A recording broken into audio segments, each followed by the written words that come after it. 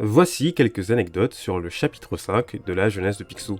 Premièrement, ce chapitre marque le seul retour de Picsou durant sa quête pour faire fortune en Écosse. D'ailleurs, c'est au cours de ce chapitre que Picsou a canoniquement vu sa mère et son oncle Jack pour la dernière fois. Sa mère décède au cours du chapitre 8, alors qu'il est au Klondike, et son oncle Jack a mystérieusement disparu. D'ailleurs, cette disparition va permettre à Donald, des années plus tard, de mettre en place son faux retour dans une histoire où il essaye d'arnaquer Picsou. Deuxièmement, c'est au cours de ce chapitre que nous voyons la première paire de lorgnons de Picsou, sa vue s'étant abîmée à cause d'une exposition prolongée aux rayons du soleil alors qu'il est dans le Montana. Troisièmement, les Biscuiterville du chapitre 1 réapparaissent au cours de ce chapitre où ils ont toujours leurs cheveux blancs.